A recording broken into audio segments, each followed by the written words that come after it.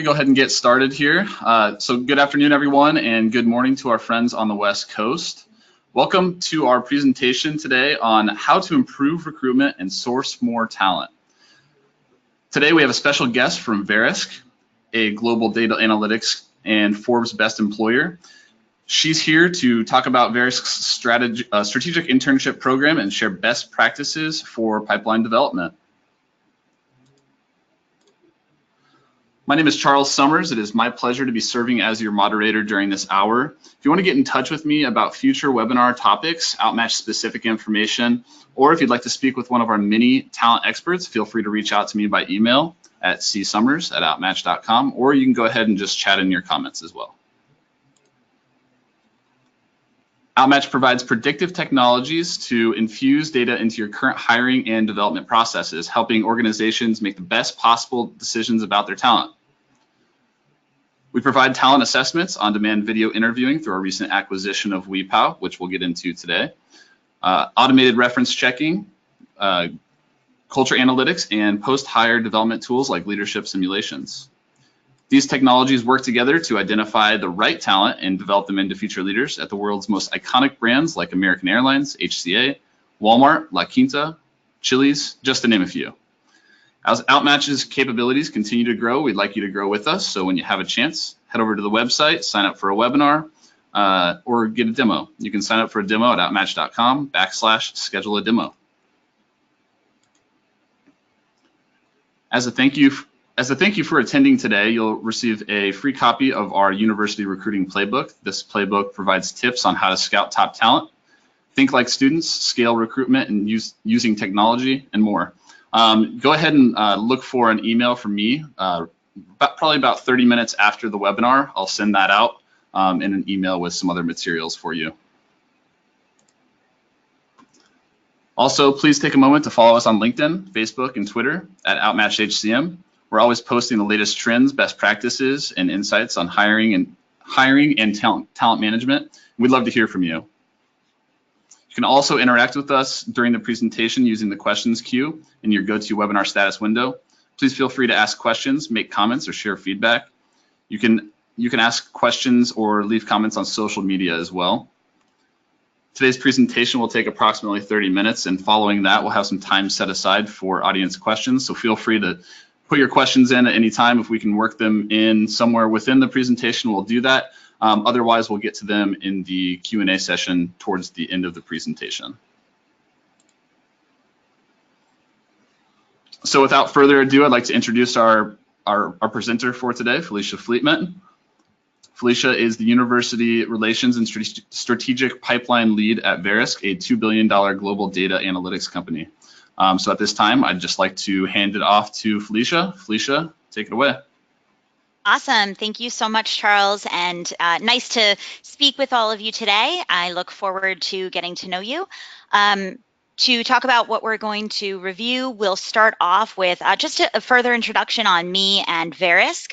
We'll talk about the benefits of a strategic internship program, really how to find that top ROI and, when necessary, convince your stakeholders why this is the right strategy for you. We'll go into industry best practices, paid versus unpaid internships, how to develop and execute a strategic internship program. I'll talk a little bit about what we've done at Verisk, and also I'm just going to give a little mention for our returnship program. I'm really proud of it, and I think it's a nice way to further find great hires in a bit more of a creative way than traditional recruiting. And as Charles mentioned, we will take questions at the end, or Charles may pop in with your questions throughout the presentation, just depending on the flow. So to kick us off, and I do apologize, by the way, there's a bit of a delay in terms of controlling the presentation. So I might be ready to move to the next slide, and it might take just a moment, which is what just happened there. Hang on just a sec, if you don't mind. It's a good 5-second delay.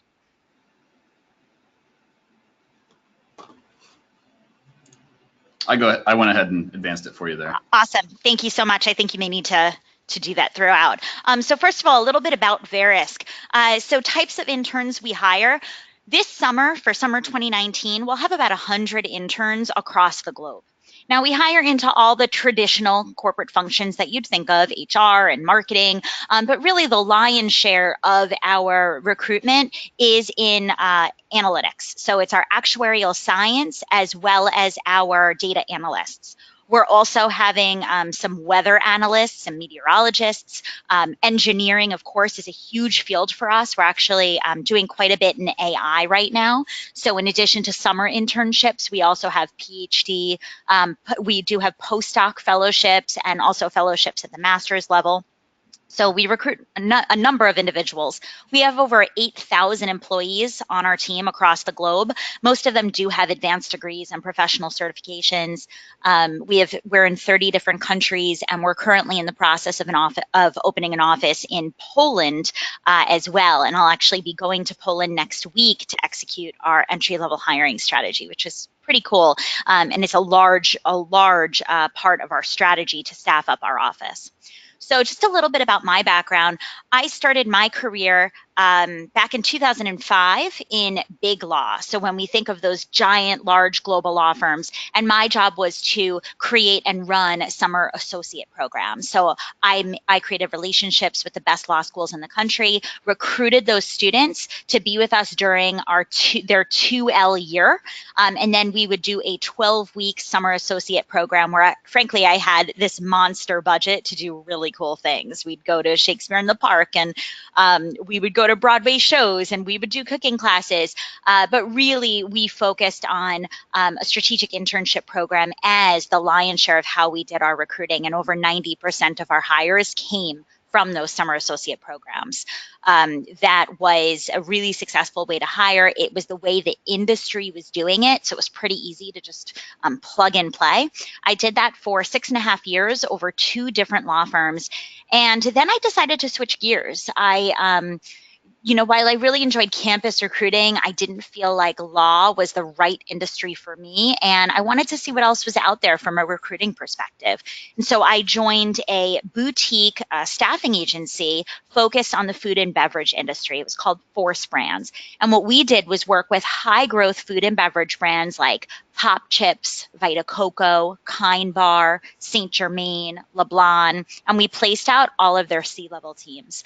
I was there for 4 years, and I learned so much about recruiting, about client services, about client management, and really how brands think about how they're going to scale their teams. It was an incredible learning experience. While I was there, I had an opportunity to launch a division, to integrate actually another digital interview protocol. And I also had an opportunity to really take my first management role. I started managing a team of about 12 while I was there, which was a really good work experience as well. After about 4.5 years there, I realized I didn't have any experience within the IT industry, and I wanted to learn more about tech. I wanted to learn that Java was more than just a cup of coffee and what that actually meant to be a Java developer. And so I went to NTT Data. It's one of the largest IT firms in the world, and I became the director of recruiting of their strategic staffing division, where I ran the New York office for all of our contract staffing. Very interesting. There for about 2 years, learned a lot about contractors and working with Fortune 50 companies to really staff up large projects at once. I then decided to start my own business. I wanted to take the client service aspect that I learned from being on the staffing side of recruiting with the strategy that exists when you have a summer internship program. And so I created a company called Savvy Hires. We worked with companies and universities to create strategic internship programs for the purposes of pipeline hiring. While I was running my own company, I am very proud to say that we created one of the first strategic internship programs for college students on the autism spectrum, working with Northwell Health, which is one of the largest employers in New York State, and Enterprise Holdings, voted one of the best places to start your career. And we had an opportunity to really create programs and really think about how can we be more creative and how can we think about the interview process in a different way to remove some of the barriers that exist for people on the autism spectrum. I'm proud to say that many of my students went on to get jobs with lots of our employer partners, and one of them is actually running a cancer research lab at Northwell Health right now. While I loved being running my own business and being an entrepreneur, this opportunity at Verisk came about through a connection, and it just got me excited. What I love most about recruiting is the programmatic approach that you can apply when it comes to summer internship programs or other advanced hiring. And when it's done correctly, when there's a good process in place, it can be so effective for your short and long-term hiring strategies. And so I made the decision to put Savvy Hires on hold and join Verisk this past November. And if we can go ahead and change that slide, I'll tell you a little bit more about what I do here. And so my role here at Verisk is University Relations and Strategic Pipelines Lead. So the University Relations piece, what does that mean? Well, first of all, I understand what's happening across the globe from a university perspective. Who are we talking to? We here at Verisk have about 15 different companies under our umbrella that we have grown through acquisition. And sometimes we are recruiting for similar talent, but not actually speaking to each other. And I'm sure if there are any larger companies on the call, you can certainly relate to that. And so my role is to really understand, what are we doing in each of our offices? What are we doing in each of our business units? And how can we be more thoughtful about going to campus together? How can we really take those opportunities and take those campus relationships and bring them to the next level? So I do identify opportunities across the globe as well. I make sure that any of my team members, all 8,000 of them, if they are going to campus for any reason, they reach out to me. I've created these campus kits, which I send with them. I'm also responsible, of course, for recruiting for our 2019 summer internship program. We are in the midst of doing that right now, and it is certainly busy season. I also recruit for our data science excellence program. It's one of the best programs in the industry if you want to become a data scientist. Really helps you. It's a 4.5-year rotational program. I also recruit for our veterans program and our returnship program that I'll get to later. Charles, can we go ahead and move to the next slide? Yep. So what is a strategic internship program? You may have heard me use the word strategic quite a bit in that introduction. In my mind, a strategic internship program is really built on 3 things. Education. So how are we educating those interns on who we are as a company and what we do? Integration, so integrating them to company culture through professional development events and networking events. And evaluation. How are we using the 10 weeks that they're with us to evaluate these students on if they're good long-term fits for our company? The ROI on a strategic internship program is pipelining future hires. That is incredibly important. And that starts with finding the right people for your team. A lot of times when we think about interns, we think about, oh, my cousin's husband's daughter's dog walker needs a job. Let's give him an internship and have them file papers. That's what I would call a friends and family internship. What I'm talking about here is more of a pipeline development internship. How can we think about what roles are going to be open in the future? Where do we see those gaps? And how can we use the internship program to recruit people that could fill those gaps? So by far, I think the benefit of a strategic internship program, the most important thing, is to pipeline future hires. Another strong benefit is to try out talent prior to committing to a full-time hire. Some people try to do this through contract to hire roles. Those are the hardest ways to try out talent. You essentially want to find somebody who's not working, give them a contracting role, and may have that turn into a full-time position. That's a lot harder to find than interns who are all actively looking and who are really trying to impress you, who you can then convert to a full-time hire. It's also great to develop soft skills for your new team. When you identify an intern and use that summer to train them, you can make sure that they have the soft skills, and you can really grow those soft skills that you want within your organization. You're starting fresh. You're training them the way you want them to be trained. Of course, it's great to give back to the community, right? Give back to the next generation. That is not the top reason to do an internship program. If that is the top reason at your company, then that's great, but that's not really a strategic internship program, then it's just really doing a good deed for the community. It's also a great opportunity to manage work overflow. A lot of our teams here will actually save specific projects that they know they can't get to right now until an intern can come on board. It's also an opportunity to tackle special projects. So for example, if you know that there's something you want to do, maybe investigating a new market for your product, bringing on an intern to do that market research is one of the great things. You, of course, can also bring new ideas and technologies into your business. If you work for a smaller company that maybe doesn't have a large IT team, a lot of times the intern can come in and say, hey, have you thought about using a shared drive on Google to manage your document flow? Let me set that up for you and show you how to do that. Of course, you can onboard a class of hires at the same time. That, I think, is a huge benefit as well. If you think about the way you potentially hire, is you probably hire one at a time, right? We all do what we call reactive recruiting, meaning you're hiring in a reaction, either when somebody left or when business is so heavy that you need to hire more people. And so that means that for each new person who comes on, they come on when they're ready to come on. And what that means for you from a bandwidth perspective is you can't properly onboard them. You don't have the time. But if you're hiring a class of 5, 10, 15, or even 50 interns, you have an opportunity to set up a day or even a week's worth of orientation that really goes into who the company is, that maybe as the CEO do a welcome for them. You can be so much more thoughtful because you're tackling many interns all at the same time. It's also really strong to create a cross-functional understanding among new employees.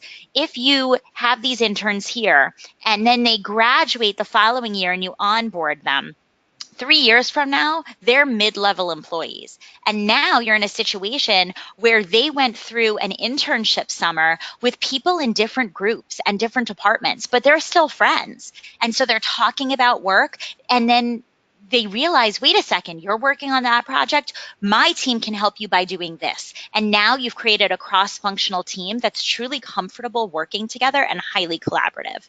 And of course, you'll also create brand ambassadors for future hires. So they're going to go back to campus if you give them a good summer opportunity, and they're going to talk about how great it was to work at your company. That's going to help them.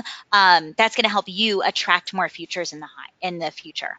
So hopefully I've convinced you at this stage that summer internships and really thinking about strategic interns may be the way to go for your company.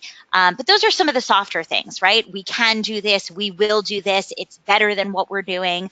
But let's talk about it from a retention and cost savings perspective, a numbers perspective. And these stats are great if you need to go to your CEO or another stakeholder and convince them that this is the way to go. First of all, 14%. That is a higher retention rate for interns who converted to full-time employees than folks who you just hired as full-time employees as more of a lateral hire.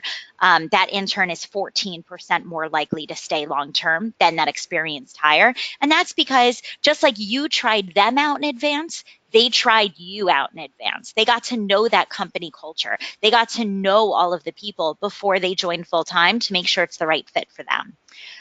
Cost savings, anywhere from $10,000 to $50,000 in cost savings when employers hire interns on full-time. That's kind of a hard number, right? That's a pretty widespread, but that's because there's no firm, really experienced cost per hire. It depends on if you use agencies or if you just post on a lot of job boards, but regardless, it's still quite a large savings compared to just doing an experienced hire or a reactive recruitment strategy. And also our last statistic, of course, is related to how much money it can cost a business when you hire a bad employee. It's not just about that position being open and that person leaving. It's also about how did they impact your customers? How did they impact morale within the company? So it could be pretty massive. So let's talk about some industry best practices, right? Ideally at this point in the call, you're interested in starting a strategic internship program. You think it might be the best place for you. So first of all, I want to direct your attention to NACE. If you folks don't know what NACE is, highly recommend that you check them out and potentially join them if you're going to move forward with an intern program strategy. NACE is the National Association for Colleges and Employers. Basically, it's a trade organization, and every employer that does campus recruiting belongs, and every university that has a career services office, that career services office belongs as well. And the most important thing we do is share information. We talk about industry best practices. There's also something called the NACE guidelines. So the NACE guidelines will set for employers and for students what's acceptable during the interview and offer process. Some industry best practices related to a company. If you are going to actually employ this strategy yourself, well, first of all, the companies that do it the best, they actually have large campus recruiting teams. This is a well-oiled machine, and they have a lot of people involved in the process who are very comfortable and aware of what they're doing. For example, Google and a couple of the others who are really well known for interns will even have entrepreneurs in residence who sit on site at, for example, Howard University and are just there to answer questions for future potential employees. Most companies can't go to that scale, but again, that is a best practice. That's something that we'll talk about a little bit later is a tiered school strategy. This is really important. Who are your partner schools? Who are you going to get the best talent from? Those are folks that you should know the career services names. You should maybe be going to campus and getting to know folks better, and also, get in and potentially going a little bit deeper into that school. A school that you may get talent from, but maybe not. Maybe that's just a job posting. So that's what I mean when I say a tiered school strategy. Hiring committees are super important. So having a process around who's responsible for making those hiring decisions. Usually it can't just sit with HR or just sit with recruiting. You need to have the business involved. So knowing who's responsible for that is great. We do something here called Super Days. So when it comes to in-person interviews, we bring everybody in on one day and put together a strong interview day. I'll go into that a little bit later as well. Another industry best practice is training for managers who are involved in the program, and then also creating a robust summer calendar of professional development and networking events. Having real work product for the interns is extremely important as well, as is having a specific manager for the intern. I think one of the strongest best practices, if you do nothing else, is going through a paid internship. That is going to help you attract the best talent. So how do you develop and execute a strategic internship program? If you walk away from this call and think, great, I want to do an intern program, but I don't have hundreds of people who can go to campus, what should I do? Well, the first step is to get some type of executive buy-in. So get everybody involved in the company to buy into this strategy. And at the very least, make sure you have somebody at the C level or VP level that feels strongly that this is the way to proceed. They are going to champion the program for you for any naysayers or any of the hiring managers that are saying, this is just an intern, I can wait. It really does start at the top. It's also really important to set those hiring manager and team training expectations. The second thing is design a calendar. So there's two pieces to the designing the calendar. There's the recruitment calendar and then the summer internship calendar.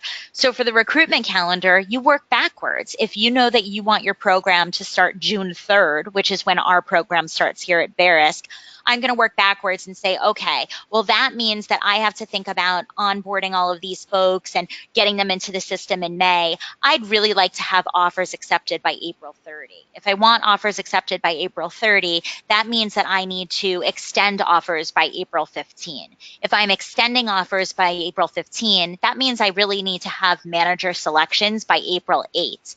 If I have those manager selections by April 8, that means I need to have interviewed over 3 weeks prior to that so that the managers could have met all of the appropriate candidates, taken that time, which means that in February, I'm going to be wanting to collect applications, which means in January is when I want to think about going through resumes and posting the job. So you get to work backwards, which is a little bit more interesting and more process oriented than a reactive recruiting where you start with the open role. In this case, you start with the date you want them to begin, and then you work backwards. And then, of course, it's important to design a calendar when it comes to your summer internship program. When are they starting? What are they doing when they're here? So, for example, our program here at Verisk is a 10-week program. So we'll have quite an extensive orientation. There'll be about 2 to 3 days of orientation. And then from there, we'll have a weekly event. That weekly event will be roughly 2 hours. It could be a fireside chat with a key executive. It could be a volunteer activity. It could be a reception with a specific group, or it could be a team building activity like a scavenger hunt. So we try to do different things to get the interns excited, motivated, and of course, get them to know more about our company. Every single thing we do goes back to education, integration, and evaluation. It's also really important to start thinking about work assignments. I like to start compiling those assignments now. What are you actually going to have your intern do? It doesn't matter whether or not the intern is getting paid. If they're sitting at their desk and twirling their pen for 4 hours a day, they're frustrated. And that is going to reduce the likelihood of them accepting an offer with you long term. The most important piece of any summer internship program is evaluations. Today's generation likes frequent feedback. And yes, while everybody says, I mean, the millennials were the trophy generation, right? And now you're in Gen Z, which is maybe even worse. And of course, everybody likes positive feedback. But at the end of the day, this generation just wants to hear feedback. They want to know how they're doing. In my opinion, the mid-summer evaluation, the evaluation that I conduct 5 weeks into the program with both managers and summer interns, is the most important evaluation. That's because it gives people an opportunity to improve over the second half of your summer. And if you don't have that, then they don't have that opportunity to improve. So what have we done at Verisk? So just to give you a brief history, we have had an internship program for several years. But in the past, it was really focused on just one office, just our headquartered office. And all the other offices weren't really speaking to each other. They decided to create the role I'm in now about 1.5 years ago. And they brought somebody into the organization, and she did an amazing job of laying some groundwork and really starting to collaborate across many different offices. She then left, and the position was open for a bit, and then I stepped in November. And so it has been a whirlwind since I joined, because I joined in the middle of November. I had to get our intern recs open by December for the timeline that we wanted to hit for our summer interns to start in June. I've been working really hard on this, and yes, it is a 6-month process just to get them started. So first of all, we will have over 50 different types of positions that we're recruiting for. Everything from weather analyst to data scientist to actuary to corporate marketing. We even have a physical security position open right now. So we have all different types of positions. I took the strategy of creating one job description. I thought that was going to be way easy for me from a management perspective, as opposed to managing 50 different job descriptions and 50 different applications within our applicant tracking system. So I posted one job description that top level said what everything was. I did that in Handshake and Simplicity. On LinkedIn, I actually posted all of the different job descriptions and then linked them back to that one posting that I had in my applicant tracking system, so I could keep everybody there. I had about 2,400 applications for our summer internship program. Needless to say, that was quite a bit, and they're all really good. So the next step was to go through those applications, and the students who I felt were strong, I sent them to complete a digital interview through WePow. What I loved about this is that I had an opportunity to actually record all of my interviewers asking the questions. So when the students were going in to record their answers, they felt like they were talking to a real person. Once they completed their digital interview, I then watched their digital interview, and the candidates who I felt like were strong, what I call routed. So I routed the candidates to the hiring manager, and I said, hey, you should look at these folks. Let me know who you want to bring in. We then designated 3 interview super days. Those super days consist of the candidates arriving. They get a presentation on the recruitment process as well as our summer internship program. They get a tour of the office, and then they interview with anywhere from 2 to 4 people depending on the specific group. They're here for about 2.5 hours. We give them some snacks and some water, treat them as well as we can. We work with our events team to execute these interview super days, and they're very effective. We'll have about 120 candidates going through those 3 super days. And it's been very, very effective. And that's where we are right now. So we've just completed 2 super days, and we've got the 3rd one coming up 2 weeks from tomorrow. After that, we'll have an opportunity to review all the candidates we've met and extend offers. Although I'm not planning to extend offers until April, I've already had hiring managers coming to me with their selections. And that's fantastic because that means I know that they like the candidates, which has been great. We created a slide on this digital interview. What have we done? So let me just tell you a little bit more about this digital interview and why I think it's so effective. In the past, we have had to do multiple rounds of interviews. We might start with a recruiter screen where I would get on the phone with each candidate, get to know them a little bit better, understand what they're looking for in the group that they want. Then we would need to do a hiring manager screen where the hiring manager could get to know them a little bit better before we decide whether or not we're going to fly them in. In this stage, with the digital interview, we didn't have to do any of that. We had an opportunity to reflect our personal brand as well as allow the candidates to get to know us better. And so we started, I'm going to see if this is, hey, Charles, do you have to hit play on these or is that something I can do? Yeah, give me one moment here. Okay, cool. So what happened from a candidate experience perspective is when the candidate logged in. I don't know why I just switched those screens. I think Charles will switch them back in a moment. But when the candidate logged into the system for the first time, they got to view a presentation on Verisk, and that's that white box. Charles, if you want to just hit play on that.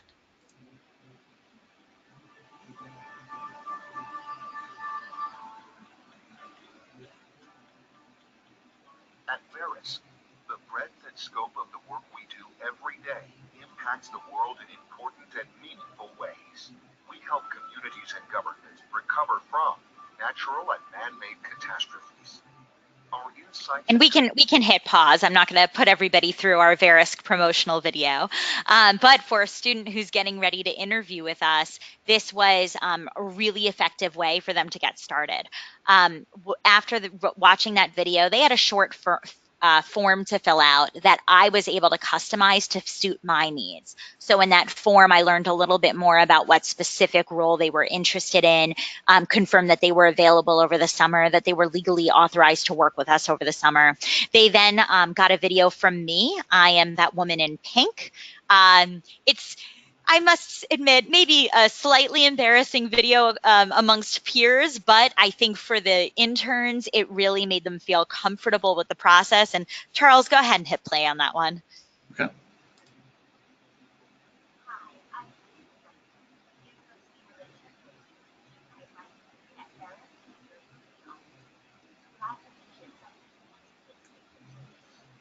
And yeah, so I think it might be a little bit quiet for everybody, but I'll send out these slides after so you can watch these videos too. Excellent. And then I will be burned in all of your minds, which is just awesome. But then I brought in 3 hiring managers who asked specific questions. So the candidates got to know some more people on our team. And then, of course, I closed out the interview as well. So I received some really, really positive feedback on this particular process, including, that they felt like they were speaking to real people. In fact, one of my colleagues, her name is Tamora, she asked a question of, tell me about yourself. The candidate then got 20 seconds to think about it and 2 minutes to answer the question. And when they answered the question, they would say, hi, Tamora, and then answer the question. So that was pretty cool. It also made them, get to know our team a little bit more, really understand what we were all about. And of course, the hiring managers loved it because they felt like it was a huge time saver, easy to review and easy to differentiate candidates. I completely agree. Actually, right before today's webinar, I just spoke with some of my colleagues in my Boston office about our CoOp program and how we can utilize our digital interview technology to make the process more efficient. So I'm really excited about it. So let me tell you a little bit more about what we do at Verisk in terms of our actual summer internship program. And this is a slide that I use when sharing these details with our summer interns as well. So first of all, once again, it's all based on education, integration, and evaluation. We really think about meaningful work experience, lunch and learns with leaders. This is the coolest thing I think we do. So we've received feedback from other interns in the past that they wanted access to more senior leaders outside of their particular teams. So when a summer intern joins, they do join a specific team. They've got one hiring manager, and their day-to-day work and responsibilities really live within that team. So what we've also done is we've partnered the interns with what we call our stewards. These are senior level executives who are going through a leadership excellence program and who are poised to be our next business unit presidents. And those particular stewards come up with a business problem, and they're given a team of interns who work together over the course of the summer to solve that problem. At the end of the summer, we do final presentations with our CEO comes, all of our C-level executives, all the business unit presidents, all of the hiring managers to watch the interns present on their business unit case. It's a really exciting event. Everybody gets very involved and enthusiastic, and some of the interns and the work that they've done has actually gone past the summer into other projects, which has been really exciting. And that's why it's really important, again, to pay these particular interns, because a lot of times we're getting real work product out of them. And according to Department of Labor standards, if you're going to get real work product out of somebody, you need to be paying them. And so we make sure that we do pay all of our interns. I did also want to just share with you the returnship because, I'm really proud of the program. So a returnship program is for people who were in the workforce and then they left the workforce to become full-time caregivers, and now they're ready to return to the workforce. Unfortunately, it's really difficult for people to return to the workforce after a gap. There is a completely untrue stereotype that their technical skills aren't up to par because they were out of the workforce for 4 years, or that they no longer care about being a good employee, and that's clearly evidenced by them taking time off. And all of these other horrible stereotypes, which make it extremely difficult for people to return to the workforce. And while men and women both take time off to be caregivers, let's face it, most of the time it is women. And so that's why we see a lack of women in senior leadership positions, because they can't get back in at the same level that they were at. And I'm sure you could hear my passion coming out, right? I feel really strongly about this. And I think we as society are starting to realize how backwards that is right now. So what we do is we have a returnship position here. It is for caregivers who are returning to the workforce, and it's a 12-week guided program. What it allows us to do is it allows us to get to know these people and maybe bring them in for full-time positions. In fact, we have converted many former returnees to full-time roles. One of them is now our learning and development program manager and runs the returnship program, which I think is pretty cool. It also allows the returnees to come up to speed in a little bit more of a programmatic way.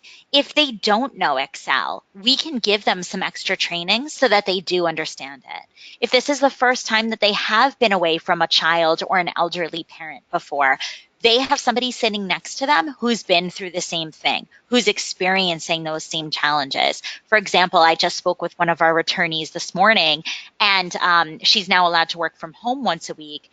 And she was surprised because her kids came home from school and she expected to be able to work while they were home. And of course, her kids wanted mommy's attention. And that was something new. She hadn't experienced that before. Or I have another returnee who's been out of the workforce for about 15 years. And so she was concerned of how to even use Outlook. And so we helped her with some additional training so that she could get up to speed. I'm so incredibly proud of this program, and what we always hear from returnees, and we heard this throughout the entire internship recruiting experience as well, is how much they appreciate being involved in a program that can understand the challenges that they're going through. What was so cool about this year's recruiting cycle is we used WePow for our interview cycle. And everybody who asked a question was a former returnee. And so by the time that these potential returnship candidates were answering the question, they felt like everybody had been through the same boat as they have. In fact, we even said during the interviews that the gap in their resume is valued here. We have seen some amazing talent, and it's been an incredible feeder for us. So if you don't have a returnship program, I would highly recommend it. And that's my plug for returnships. With that, Charles, if you're comfortable, let's go ahead and open it up to questions. Yeah, for sure. And so we've already got quite a few really, really good questions in. I have a couple of questions of my own as well. And while the rest of you get your questions in, I'll go through a couple of questions that I have. And just to start, we did talk about WePow a couple of times. What I'll do is in this follow-up email that I'm going to send, the free piece of content and things like that in the slides. I'll also send you a link to a free trial of that WePow product, so you can go in and take a look for yourself. So one question, and we were talking about, Felicia and I were talking about this ahead of the webinar just a little bit, but earlier this week, an article came out on JP Morgan, and they mentioned, they're no longer going to college campuses to recruit. Instead they're using video interviewing and doing some behavioral games and things like that. And so, Felicia, I was hoping that you could maybe share, your familiarity with that kind of process, and, could something like that, really work? Yeah. So to be totally frank with you, as much as I love campus recruiting, and I think that was really clear in this presentation, I have always thought it is extremely elitist. How do you think about developing your core school strategy? Well, first of all, you look at locations, what universities are near you. You also look at alma maters and alumni who in your organization, who are leaders, went to those universities. And so you find that you're going to the same schools where your leaders went. And that means, let's face it, a lot of times those are private universities, very expensive universities. You're not seeing the level of diversity really from a socioeconomic perspective that you want within your organization. And we've done it too. There's another tool called Handshake where you can post to multiple schools at once.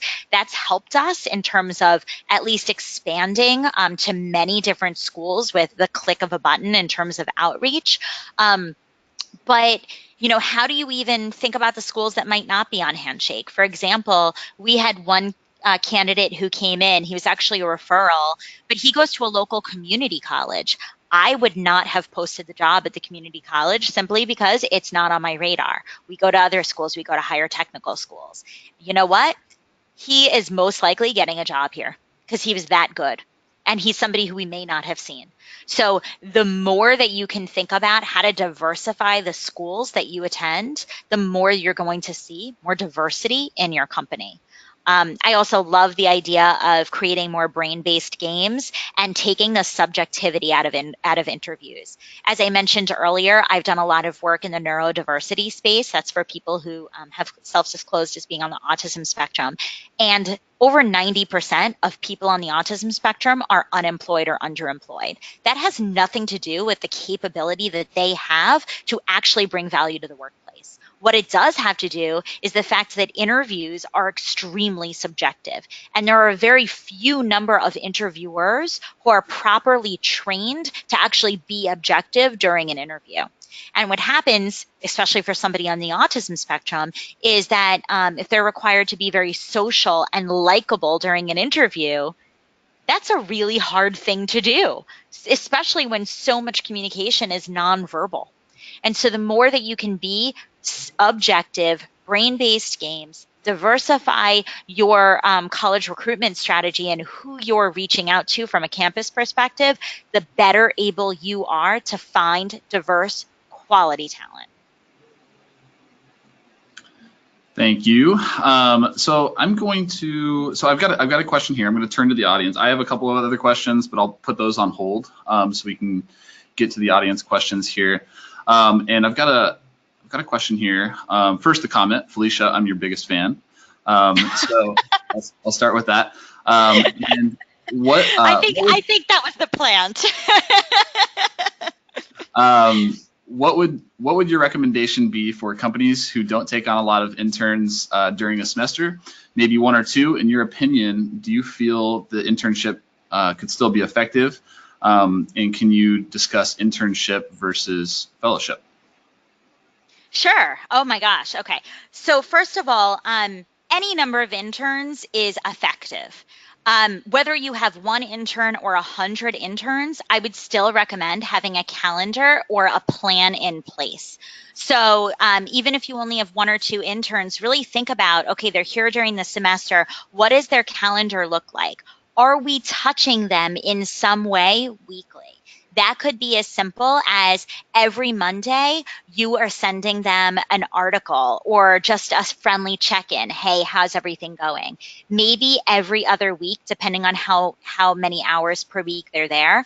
Maybe you're asking somebody in the company, hey, here's $50. Can you go take the interns out to lunch? Or let's do a brown bag lunch in the conference room and let them just get to know you better. Let them ask you questions. Talk to them about where you've been and where you've gone. If you have multiple offices, maybe you can even let them tour one of those office sites. So the things that you do don't necessarily have to be expensive, but as long as you're giving them different touch points and making them feel like they're integrating into the organization and meeting more people, it can be extremely valuable. Really, I'll go back to those three things: education, integration, and evaluation. That is eligible no matter the size of your internship program. I also think evaluation is very important in those perspectives and to still have a formal mid and final review. As for the difference between an internship and a fellowship, those are actually pretty loosely defined terms. Traditionally, a fellowship will be a longer version of an internship. Typically, it's maybe after the person has finished school or in between an undergraduate and a graduate program, something along those lines. But again, it's a really nebulous term. People, unfortunately, sometimes use them interchangeably. Sure. And so that actually brings up another question from the audience. What is the best time to extend a full-time offer to an intern? Wow. So when I was in law, and I bring that up because the legal industry, this is well known across the industry. We have something called the AmLaw 100, which are the 100 largest firms. The way they do it is they will typically recruit summer associates in the fall for the following summer. So let's just take this year. They'll recruit fall 2019 for summer internships in summer 2020. And then at the end of that summer, so let's say they're ending August 10th, they would extend offers to start the following summer, which would be July of 2021. So they're essentially hiring 2 years out because their goal is to convert as many summer interns as possible. Here at Verisk, unfortunately, that's just not possible. That's not the way that we do our budgets. And I would imagine that most of the people on this call, that's the same way. So my advice in terms of when to extend is the soonest that you can, knowing when your budget allows you to. Some of our groups, like our larger groups that have maybe 100 or 200 employees in them, they know that they're going to have turnover. And so I can extend offers in advance. I can extend offers at the end of this summer for next summer because we know we're going to experience turnover. We know we're going to have the headcount. For some smaller groups or some hiring managers that only have a few people on their teams, that's just not possible. And so what we'll do is we'll devise a strategy to keep in touch with that particular former intern over the school year. That might be check-ins every 6 weeks. That might be, some type of gift basket during finals, just letting them know that we're thinking about them and making sure that if they do start thinking about interviewing for for entry-level positions, that they consider us and that they come back to us before they make any decisions. That's the only thing I would ask them to do so that we can hopefully make a decision as it gets a bit closer. If you want the blanket answer, it's as soon as possible. So you kind of talked about this a little bit during the presentation, but in general, like, how do you create buy-in? Like, can you talk about, like, some interns are in school currently, some have already graduated. How can you get buy-in from those different groups? From the hiring managers and senior executives, or from the interns? From the interns. What kind of buy-in are we looking for? To a full-time position, just interest in the company. Oh, okay, got it. So if you've done your job, the intern should be salivating to work for you. I mean, really. And that starts with your candidate experience. That starts with how you treat them during the application process. Are you setting clear timelines on when they can expect to hear from you? And then are you actually meeting those timelines? I'm going to be honest, I don't always meet those timelines. It's really hard to do because campus recruiting has a ton of volume behind it. But doing your best, being as communicative as possible, I think is really important. During the interview super days, when we gave candidates a tour and told them more about what they can expect, we got some amazing feedback from that because the candidates felt like they knew us. They felt like they were valued to come on board. And again, regardless if you're going to have one intern or 100 interns, making somebody feel valued is free. And that is really important. And that's the same thing through the summer internship program as well. If you make that intern feel valued, if you make them feel heard, if you demonstrate to them that this is going to be a place that they'll enjoy working and that they'll learn and grow and can contribute, they're going to want to work for you full time. Got it.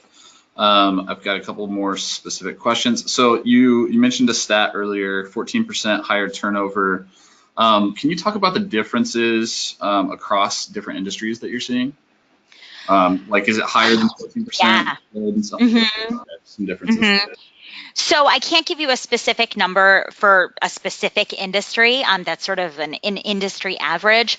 In terms of specific industries, yeah, that's going to make sense. And I think that gears more towards the type of individual. So if it's a role that's maybe highly technical, where maybe they're an engineer or an actuary or a data scientist, where they're going to dig into a project that's going to take a long time, they're more likely to stay there longer because they're working on like these really intense, meaty projects. If you're looking at somebody who, like a developer, and maybe they're a web developer or a front-end developer, those are shorter projects, and those folks tend to be highly creative and really in demand. So they're probably getting recruited every 5 minutes another recruiter is reaching out to them. So unless you're treating them amazing, you're going to see higher attrition rates from somebody like that.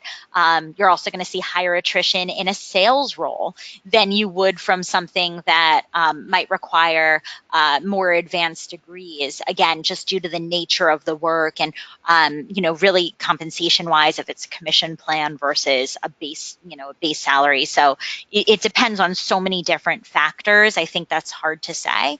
But if you decide to execute this plan, your first step would be to join NACE. Once again, and NACE will offer some statistics broken down by industry that might be helpful for you. You may even be able to find some of the information for free on their site. Great, thank you. So another specific question relating back to something you mentioned earlier. So, and we've only got, another 3 minutes here probably. But you mentioned that you use WePow for entry-level hiring strategy in Poland, something new that you started. Can you go through that just a little bit with us? Oh, yeah, absolutely. So this is actually really cool. We are opening an office in Poland. And it's the first time that we as a Verisk has actually opened a new office. We have grown considerably over the past decade through acquisition. So we're across 30 countries, but we're across 30 countries because we bought businesses that are based in those countries. So this is the first time that we're actually creating an office from scratch. And so the office itself is opening in May, and we're looking to hire about 17 people to start the office off. Of course, a couple of senior leaders, a couple of, really experienced hires, all of whom we're hiring locally, except for one. We're actually bringing a U.S. transplant over. But we're hiring 12 entry levels in the fields of actuarial and or data analysts and data scientists. And so I needed to do all of this research in terms of what universities are near Krakow, which is where our office is, who's going to give us the best talent. And we don't have any brand recognition there. So even though we're really well known in the US, nobody in Poland has ever heard of us. And Poland's a really hot market right now. So I put together this two-pronged hiring strategy. So, and we're actually sending a team next week to execute that strategy. So it's me plus 5 hiring managers who are going to Krakow for the week. So prong 2 is happening on Thursday. We're participating in a career fair, and then we're going to conduct in-person interviews from that career fair on that Friday. Prong 1 has started right now. So I actually posted the job anywhere I possibly could in Poland, and then I got candidates to complete digital interviews. My hiring team has then been reviewing those digital interviews, and based on those, we are scheduling in-person interviews for next Wednesday, the day before the career fair. So we're able to really leverage our time. If we had to screen all of these candidates first and deal with all of the language barriers and everything else, we would not be able to execute that type of plan. We've put this together in just a couple of weeks, and so it's made us a lot, the utilizing the WePow has made it a lot more efficient in our process, which is great. Thank you. Okay, so yeah, we've got about a minute left, so I'm going to go ahead and move on to the last slide. So go there. So I just wanted to thank you all for attending today's presentation, and thank you so much, Felicia, for joining us and sharing all of your insights with us today. We'll continue the conversation about hiring top talent and also talk about creating a hospitality culture in our next webinar. And yes, we are getting super edgy with our titles here. How to build a kick-ass guest experience culture. So this will be a great one for anyone in the customer or patient-focused industry, such as restaurant, retail, hospitality, healthcare, financial services, and more. If you'd like to listen back to any of our previous webinars, go to outmatch.com/webinars or email me at csummers@outmatch.com.